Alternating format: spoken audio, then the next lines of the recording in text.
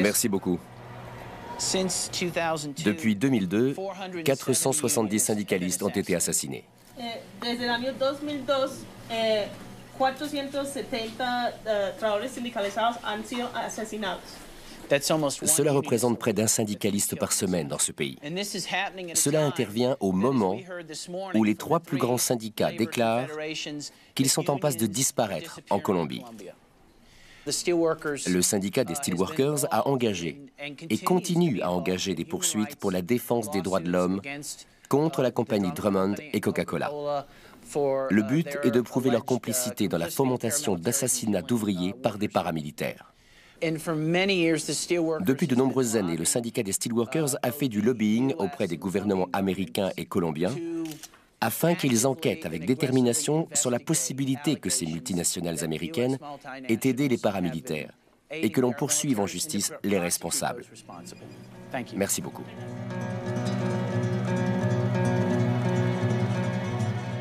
Vous pouvez me présenter comme l'un des avocats des plaignants, soit comme directeur du service juridique chez United Steelworkers ou USW, pour faire plus court. Oui. Ces compagnies qui payent les paramilitaires de l'AUC savent parfaitement ce qu'elles font. Et elles savent aussi ce que les paramilitaires font. Ils tuent. Et à mon sens, c'est très grave. Ces affaires attirent maintenant l'attention du gouvernement colombien, qui a très longtemps refusé de poursuivre ces affaires en justice. Sur les 4000 syndicalistes tués depuis 1986, seulement 5 affaires ont fait l'objet de poursuites devant la justice colombienne. 5! Oui, en Colombie depuis 1986. C'est la capitale mondiale des meurtres de syndicalistes.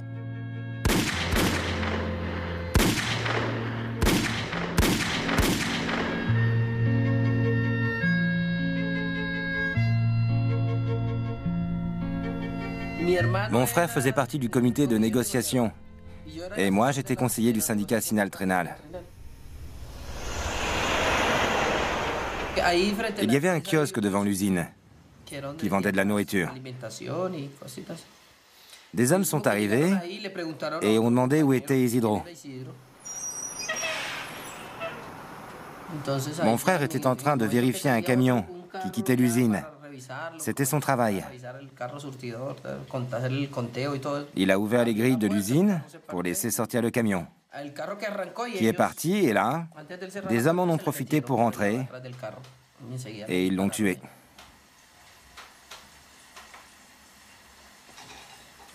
D'après l'autopsie, il a reçu 9 balles dans le corps. Ils l'ont tué et sont partis.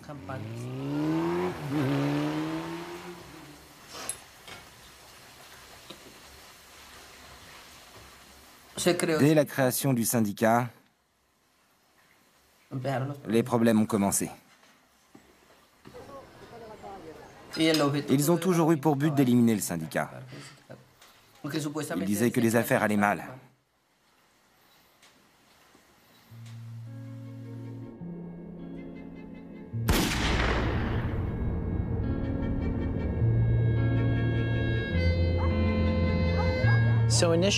Nous avons déposé une première plainte en juillet 2001 contre Coca-Cola. Nous nous sommes appuyés sur l'Alien Tort Claims Act, une loi datant de 200 ans, très simple et qui se résume en une phrase. Des actions en réparation peuvent être intentées devant les tribunaux fédéraux par des victimes de nationalités étrangères pour des violations du droit international commises à leur encontre sur le territoire d'un État tiers par des étrangers. À première vue, cela ressemble à une loi en faveur des droits de l'homme, ce qui veut dire que l'on peut intenter des actions pour violation des droits de l'homme, et cela même en dehors des États-Unis. En 1996, un groupe d'avocats, dont Terry Collingsworth, mon associé, faisait partie, a déposé une première plainte contre une entreprise.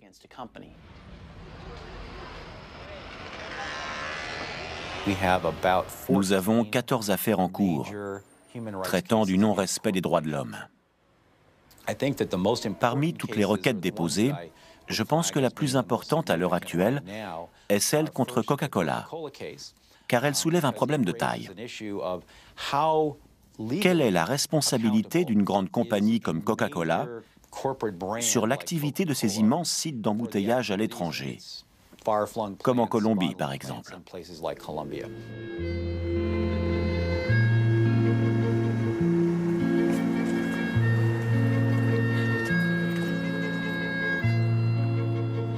Le 5 décembre marquait la date limite de négociation d'une convention collective qui avait été soumise le 30 novembre.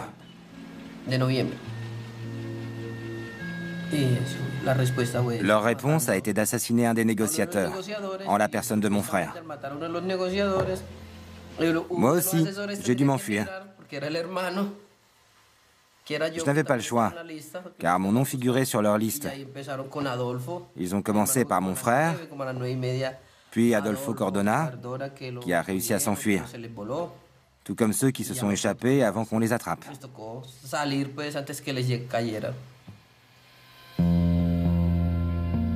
Qu'attendez-vous du procès qui se tiendra aux États-Unis? Ce que j'attends, qu'on apporte la preuve qu'il existe un lien entre Coca-Cola et les groupes paramilitaires. Et aussi qu'on prouve que certaines multinationales connaissent et soutiennent les groupes paramilitaires.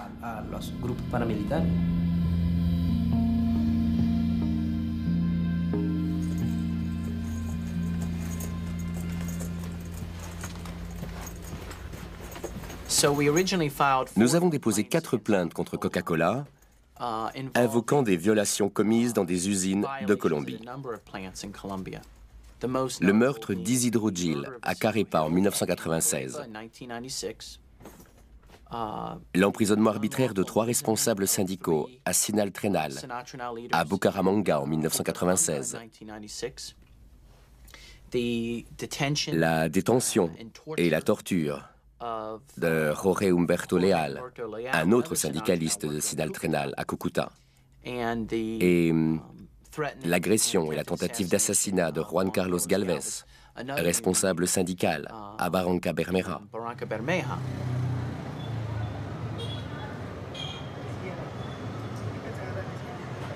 Nous ne cesserons de le répéter. Ils n'arriveront pas à détruire notre syndicat. Par quelque moyen que ce soit. Nous allons recruter de nouveaux membres, même morts s'il le faut. Les responsables de l'entreprise et le gouvernement mènent ces campagnes qui jettent le discrédit sur Sinal-Trenal, uniquement pour anéantir les projets politiques des travailleurs syndicalistes.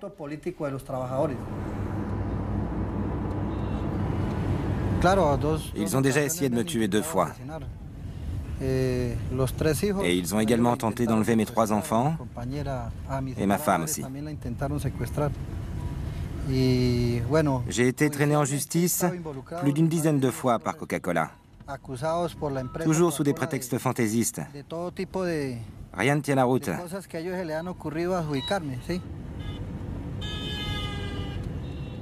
Nous avons commencé la campagne internationale après avoir alerté les gouvernements américains et colombiens, mais aussi Coca-Cola. Mais toutes nos plaintes ont été classées sans suite. C'est une véritable injustice. Et ça en toute impunité. Quand nous avons su qu'il existait une loi américaine qui nous autorisait en tant que Colombiens à s'attaquer à la compagnie aux États-Unis, nous avons contacté Steelworkers et Terry aussi, afin qu'ils nous aident à déposer une requête contre Coca-Cola.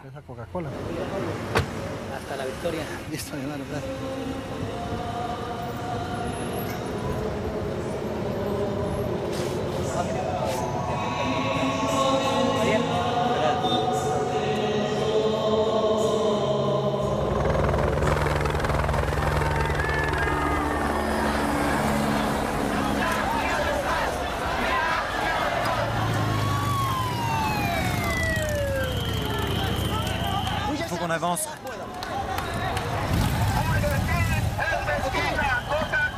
Assassin! Coca-Cola assassin! Coca-Cola assassin.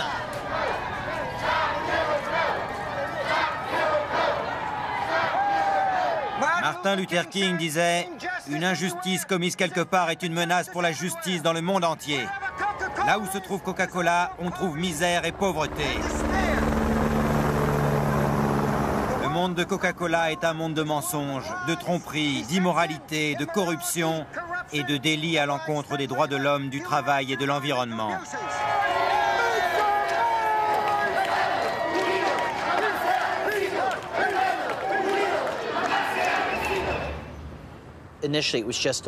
Nous avons déposé plainte, puis cette action en justice a suscité l'intérêt de nombreux étudiants. Surtout parce que Coca-Cola est un produit de consommation extrêmement populaire. La bonne santé de l'entreprise est essentielle à la vente de ces produits. Alors qu'au final, ils ne vendent que de l'eau sucrée. Du marketing, un bon nom, c'est tout ce qu'ils ont.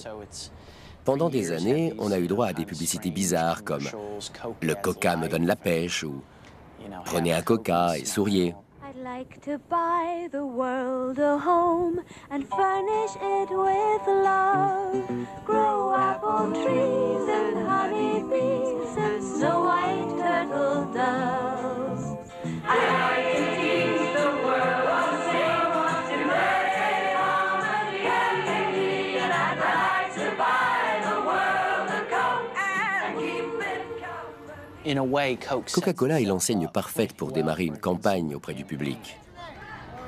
C'est pour cela que nous sommes entrés en relation avec Ray et que nous lui avons demandé son aide. Qui veut des t-shirts? Tenez. XL? Voilà. Nous sommes devant un hôtel très chic, l'hôtel du Pont, où se tient l'assemblée annuelle des actionnaires de Coca-Cola. Nous étions déjà là les 2 dernières années et avant cela à Houston, au Texas. L'assemblée annuelle est l'occasion de parler les yeux dans les yeux aux décisionnaires de l'entreprise. Ils sont tous là aujourd'hui. Vous mentez, comme vous l'avez fait tout à l'heure, sur la situation en Colombie. Vous avez déclaré qu'aucun responsable syndical de Seanol Trainol n'avait jamais été blessé par des forces de sécurité paramilitaires sur aucun de vos sites. Or, Isidro Gil a été assassiné, tué froidement dans l'une de vos usines d'embouteillage de Colombie. Le lendemain, les mêmes forces de sécurité paramilitaires sont entrées dans l'usine, rabattant les ouvriers. Les responsables de l'usine leur avaient préparé des formulaires de démission.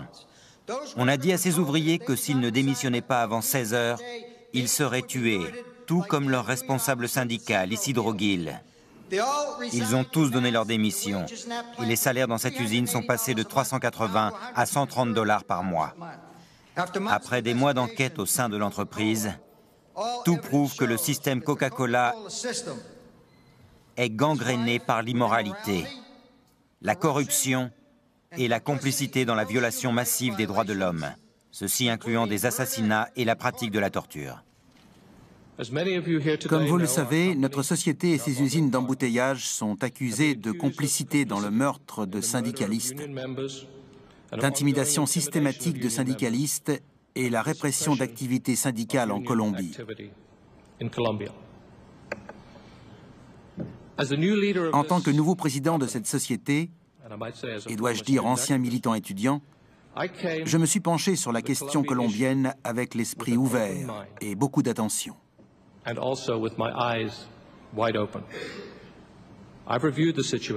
J'ai examiné la situation de manière indépendante et j'en suis arrivé à la même conclusion que le tribunal colombien, le procureur général de Colombie et les rapports d'enquête menés par des avocats au fil des années. Ces allégations sont fausses.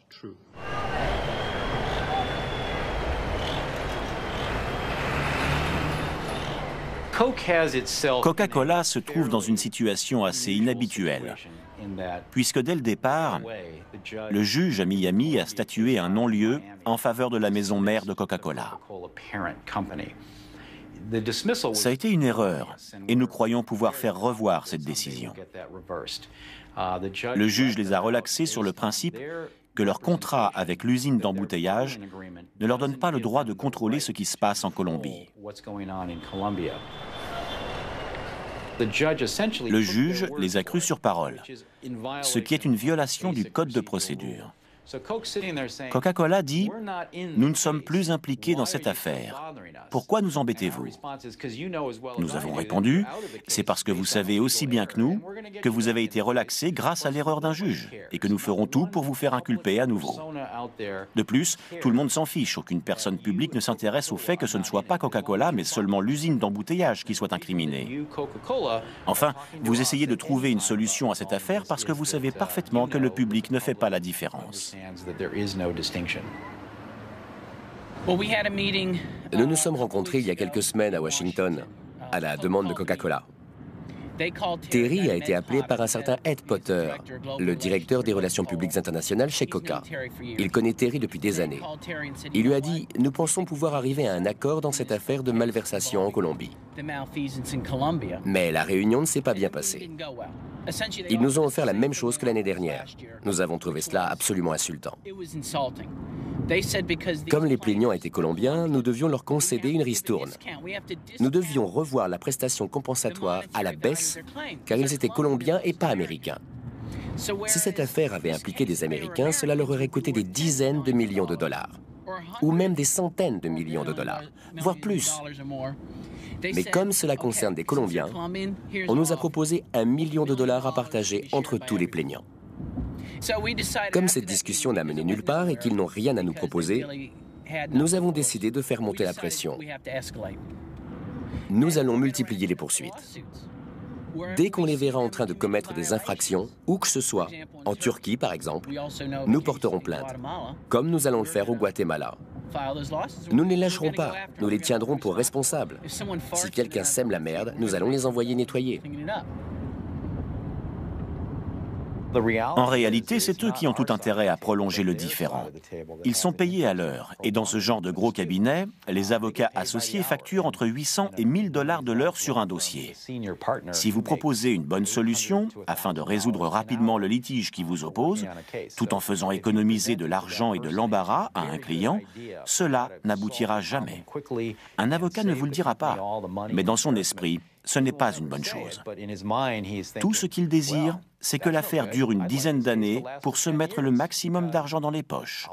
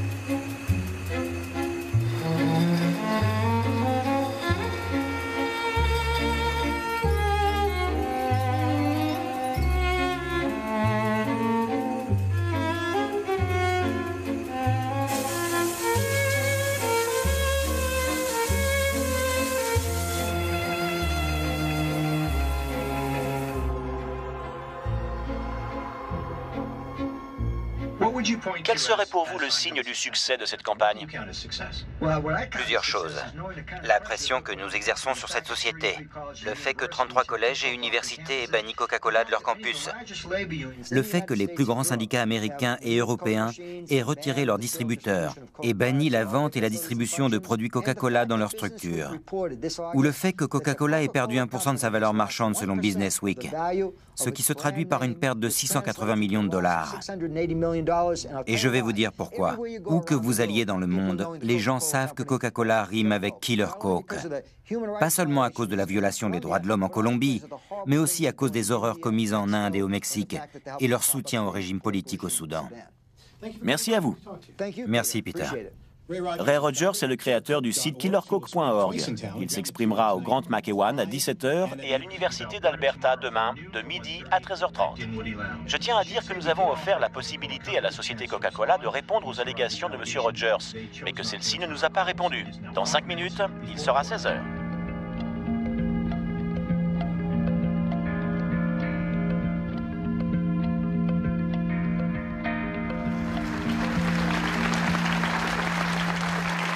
Merci beaucoup. Je suis très heureux d'être ici, à l'Université d'Alberta. Juste avant sa réunion annuelle de l'an dernier, Coca-Cola a annoncé que la prestigieuse Organisation internationale du travail des Nations unies allait mener une enquête indépendante et approfondie sur les méthodes de travail passées et actuelles de leur entreprise. Si l'on avait des questions, il fallait contacter Sally Paxton à l'OIT. C'était en mars dernier, il y a environ un an. J'ai appelé Sally Paxton à Genève et je lui ai demandé comment obtenir des informations sur les investigations menées à l'OIT auprès de Coca-Cola. Elle m'a répondu qu'il ne faisait aucune enquête ni aucune évaluation des méthodes de travail passées ou actuelles chez Coca-Cola. Pourtant, Coca-Cola met en avant le travail de l'OIT. Je me suis donc rendu à la réunion annuelle et j'ai soulevé ce problème. Monsieur Rogers. Monsieur Rogers, je ne connais pas de mademoiselle Paxton, mais ce qu'elle vous a dit est faux. Nous avons des documents pour le prouver et nous vous assurons que l'enquête suit son cours. Vous dites que nous en avons fait un coup de pub, mais je doute qu'on puisse intégrer l'OIT à un coup de pub. Une organisation hautement respectée par les organisations de travail, la société civile et les gouvernements pour son travail à travers le monde depuis 60 ans. Nous nous sommes adressés aux personnes les plus sérieuses au monde pour se pencher sur les événements survenus en Colombie.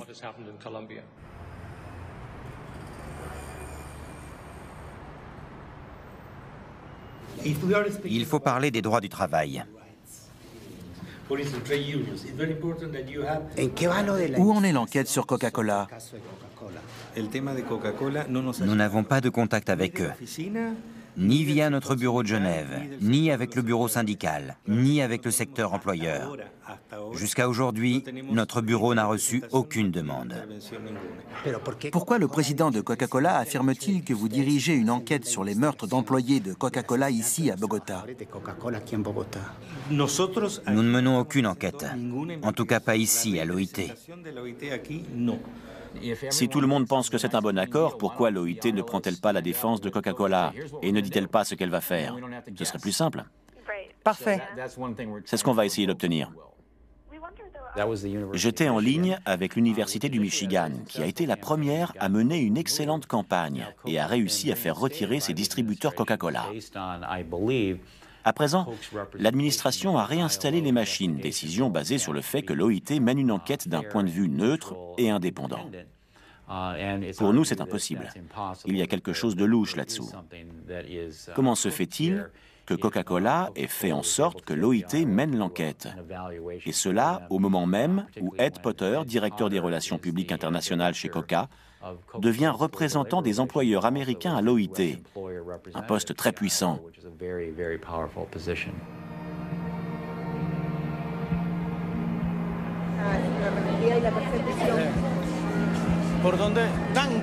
Dan Kovalik.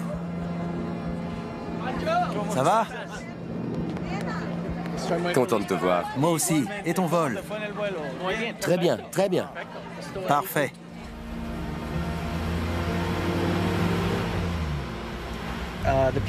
Le plan, c'est d'aller rendre visite à un homme qui s'appelle Rafael Garcia.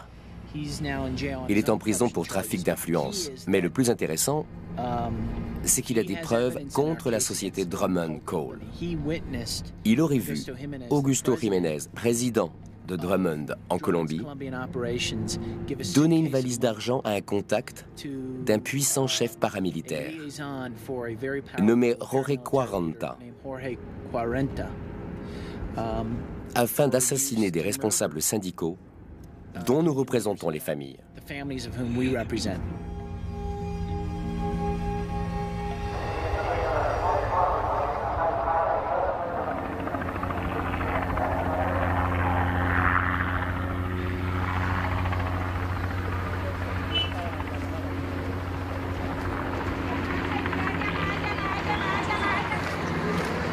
Vámonos, vámonos.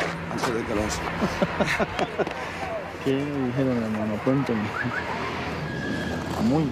C'est incroyable, c'est une vraie bombe.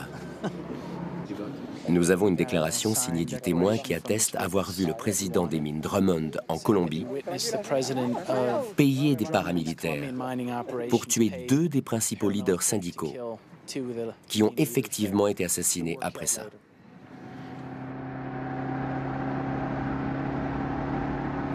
Nous avons maintenant des preuves irréfutables. Cela va aider des employés de multinationales comme Coca-Cola et donner de la crédibilité à leurs poursuites. Les gens disent que c'est fou, que ces choses-là n'arrivent jamais. Mais ça, c'est passé. Et nous en avons la preuve.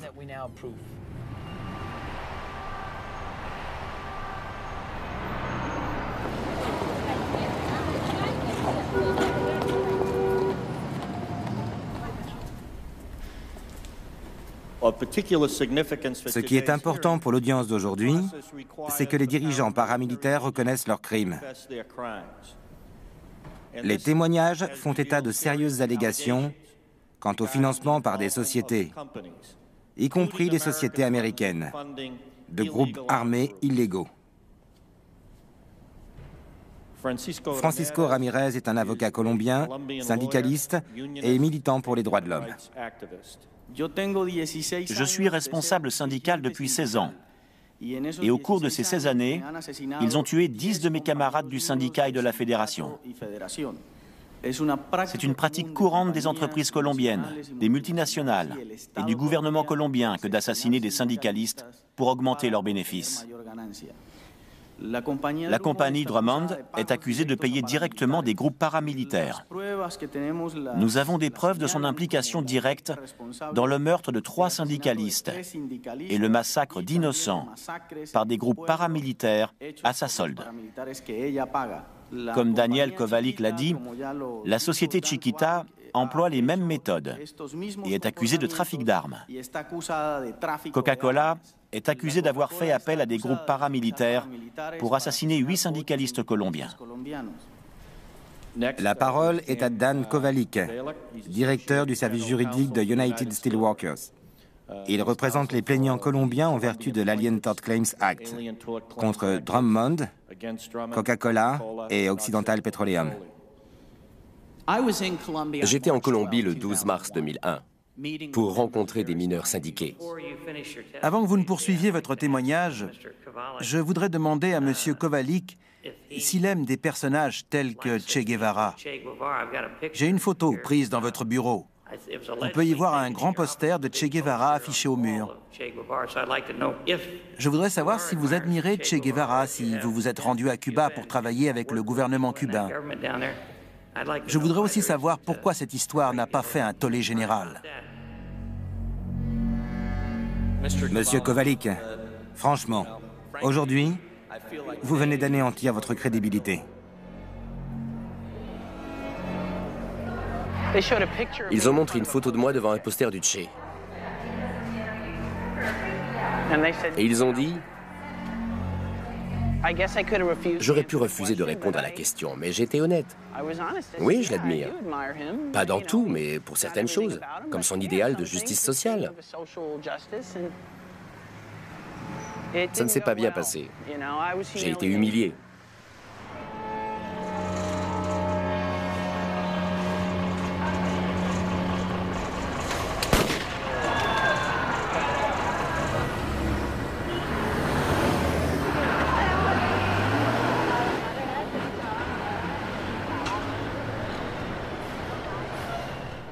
Que faut-il pour travailler chez Coca-Cola?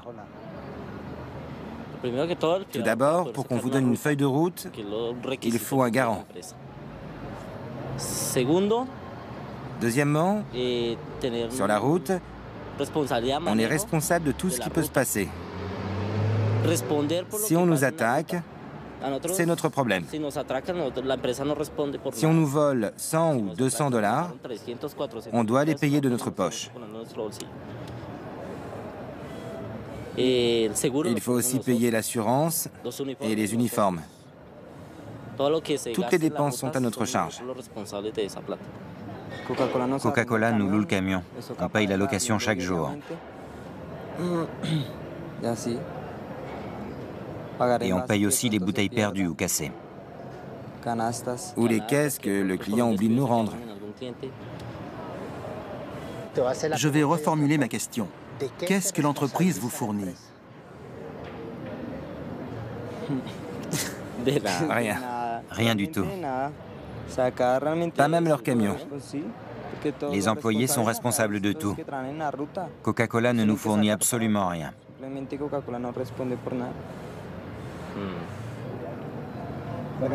Vous êtes syndiqué? Non. Non. Ceux qui sont syndiqués travaillent à l'intérieur de l'usine. Et ceux qui essaient de se faire syndiquer... En général, les syndicalistes, c'est des vieux. On ne peut pas se faire syndiquer, sinon on se fait virer. C'est vrai. Ils ne veulent pas que le syndicat se développe.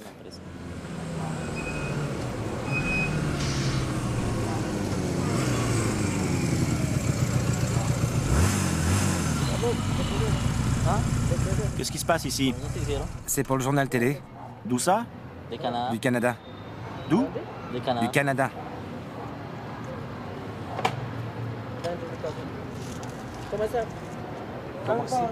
Je fais partie de la sécurité de Coca-Cola.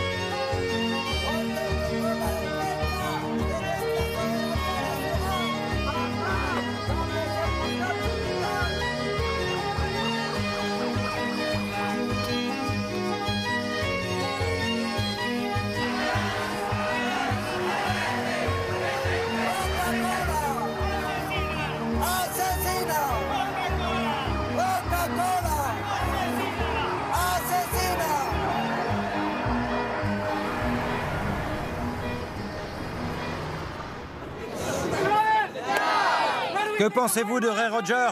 Il craint. En fait, il y a un peu de provocation là-dedans.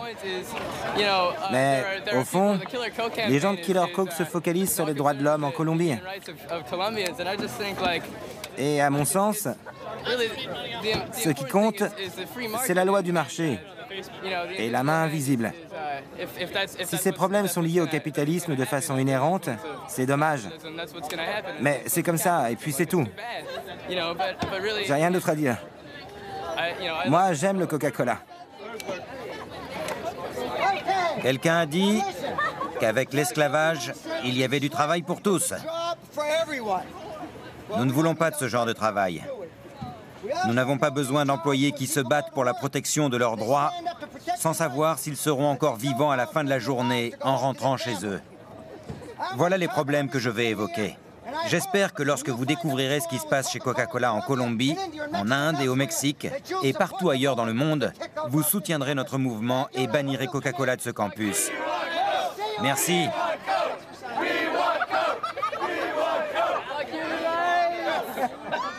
Avez-vous déjà suivi un cours d'économie? Peut-être à l'université, mais il y a longtemps et cela m'ennuyait. Mais je comprends l'économie. Vous savez, chacun a ses raisons de choisir entre Coca-Cola et Pepsi. Les employés colombiens, indiens et mexicains ont choisi de travailler pour Coca-Cola. Même si vous pensez qu'ils font un travail de merde, c'est mieux que rien. Félix, si vous avez une question, posez-la, sinon asseyez-vous. Elle arrive, attendez. Je vous vois venir. Ils font un choix, comme nous en faisons. Comment gagnez-vous de l'argent? Comment Killer Coke est-il financé? Vous êtes un imposteur. C'est une honte de voir quelqu'un qui n'a jamais étudié l'économie nous faire la leçon. Merci. De l'autre côté, allez-y. En avril, l'OIT a publié ses conclusions sur les meurtres de syndicalistes en Colombie. On y révèle que ces assassinats auraient été commandités par la présidence. Étant donné que Coca-Cola ne peut pas changer le régime colombien et que l'OIT a pointé du doigt le président de la Colombie pour le meurtre de syndicalistes, qu'est-ce qu'on fait ici? Excellente question. C'est un point très important. Ce que nous avons voulu démontrer, c'est comment le gouvernement colombien et la police secrète travaillent en collaboration avec la société Chiquita Brands International. Elle vient de payer une amende de 25 millions de dollars pour avoir collaboré avec des groupes paramilitaires. Et vous savez qui est le président de cette compagnie? À quel conseil d'administration il siège? Celui de Coca-Cola Enterprise, votre fournisseur local. Voilà où je veux en venir.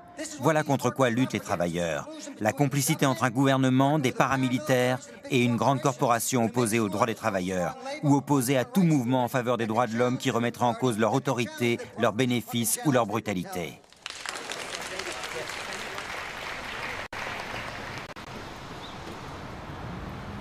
Bonjour Léo.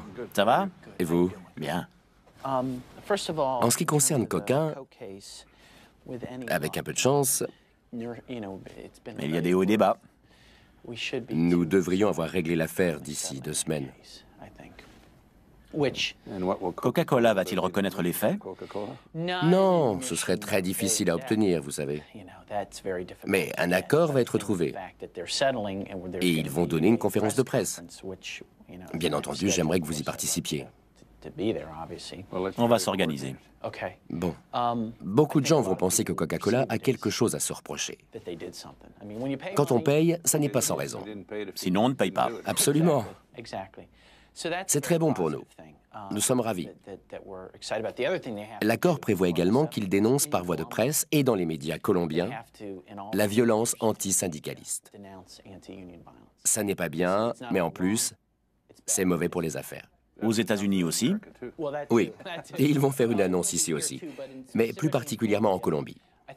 L'essentiel, c'est qu'ils disent aux paramilitaires colombiens, si vous pensez que tuer des syndicalistes arrange nos affaires, détrompez-vous. Ça nous gêne et ça nous nuit. On aura une exposition mondiale. Tout à fait. Remontons à l'année 2007. Pour le Super Bowl et pour la cérémonie des Oscars, Coca-Cola a dépensé, pour quelques minutes d'espace publicitaire, environ 20 millions de dollars, juste pour quelques minutes. Une publicité de 30 secondes pendant le Super Bowl coûte 2,6 millions de dollars. 2,6 millions pour 30 secondes d'antenne. J'en déduis donc que Coca-Cola peut dédommager les victimes et les syndicats bien plus que ce qui a été proposé.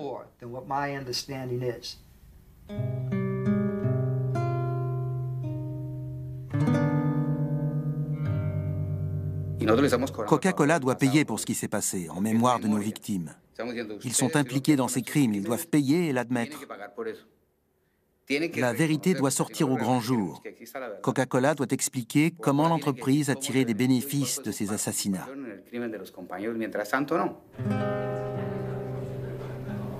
Nous négocions contre la politique américaine. Nous combattons le modèle néolibéral. Horaires variables, précarité de l'emploi, coupes budgétaires, pas de syndicats, ni de contrat de travail. C'est pour ces raisons que notre victoire est impérative. Ces négociations sont politiques, pas économiques. Si c'était un problème d'argent, nous aurions sorti les valises et dit « par ici la monnaie ». Nous serions rentrés satisfaits et prêts à utiliser cet argent comme bon nous semble.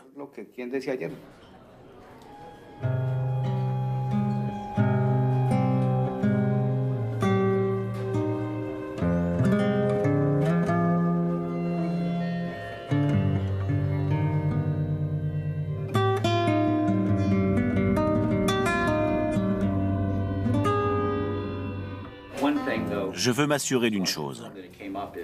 Si on s'en tient à la seconde option, à savoir de refuser ce processus, il faudrait que tous, en particulier les avocats et les militants de la campagne, nous soyons d'accord quant au point que nous n'avons pas obtenu et qui serait nécessaire à un accord.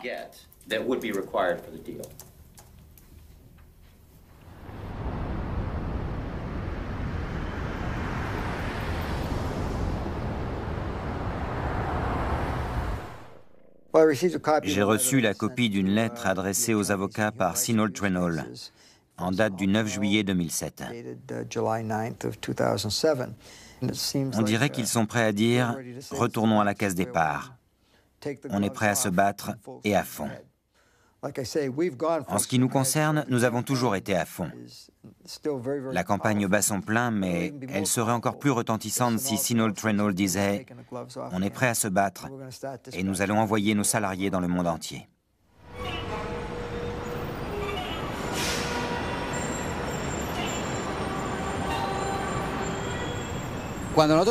Nous sommes rentrés en Colombie, convaincus que nous avions un accord. Puis, ils nous ont envoyé un texte de cet accord. Dedans, Coca-Cola muselle le syndicat. Nous devions arrêter toutes les campagnes mondiales, ne pas contacter qui que ce soit en lien avec des multinationales, et nous avions l'interdiction formelle de nous opposer à Nestlé, Occidental, BP, etc. Nous étions totalement bâillonnés.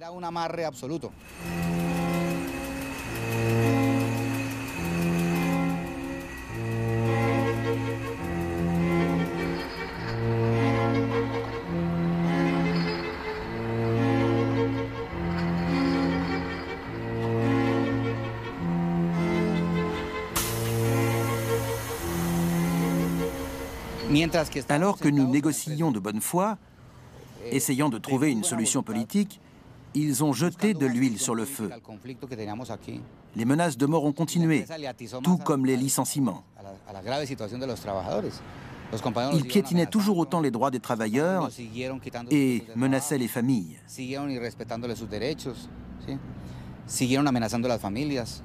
Un enfant a été enlevé par des paramilitaires, toujours présents dans les usines Coca-Cola. On nous a envoyé des lettres comme celles que vous avez vues.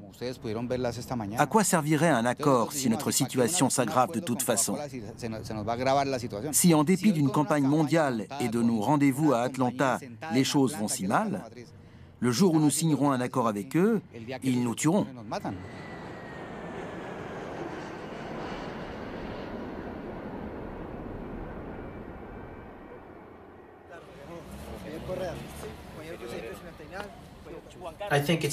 Ça a été une période difficile pour nous tous. Au début, j'ai eu du mal à accepter cette situation. Surtout parce que j'avais l'impression d'avoir échoué et de vous avoir abandonné. Ne te sens pas coupable, alors que ce n'est pas de ta faute. Grâce à vous, beaucoup de gens sont encore en vie. Et le syndicat existe toujours. En soi, c'est très positif.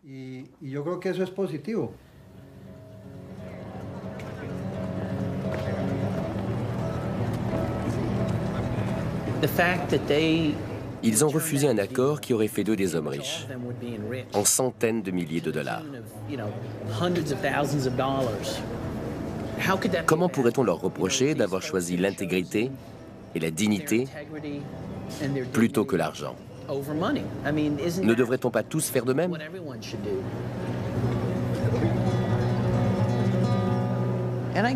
Au bout du compte, 6 ans plus tard, je dirais que nous avons accompli plus que je n'aurais jamais imaginé. Tous ceux qui ont travaillé sur cette campagne peuvent être fiers de leur travail. Nous avons réussi à négocier avec Coca-Cola. Ils ont offert un sacré paquet d'argent.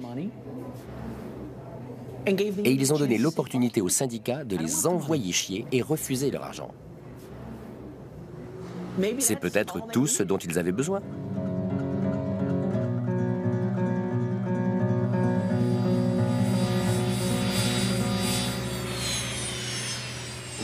On a négocié avec Coca-Cola, et rien que ça, c'est historique.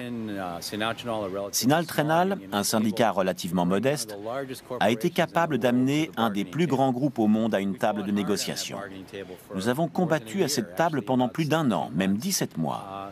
Et malgré ça, nous avons décidé d'arrêter les frais. Je suis déçu, car nous avons passé énormément de temps sur ce dossier. Nous avons porté plainte en 2001 et nous avons passé des heures au tribunal avant que Coca-Cola accepte de nous parler.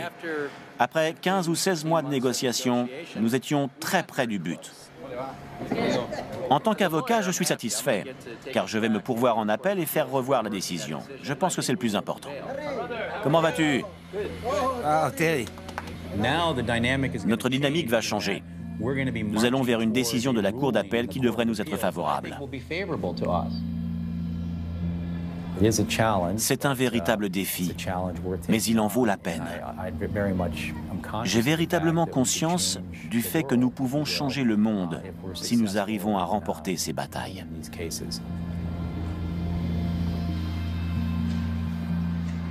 Bonjour, je m'appelle Elton Shepherd et je suis actionnaire. Depuis son retour à la tête de Coca-Cola, M. Isdell a reçu environ $1 million de rémunération par mois, entre salaire, primes et actions. Monsieur Isdell, quand vous avez quitté Coca-Cola en 1998, vous avez perçu $20 millions en actions. Et quand vous êtes revenu, $7 millions en actions vous ont été de nouveau versés. Depuis 1983, 1,5 milliard d'actions a été donné.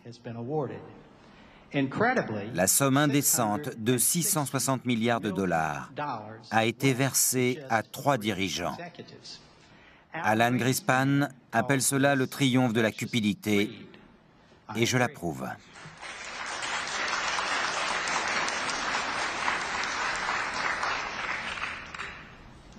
Monsieur Shepherd, vous soulevez un certain nombre de problèmes et j'apprécie l'intérêt que vous portez à notre société.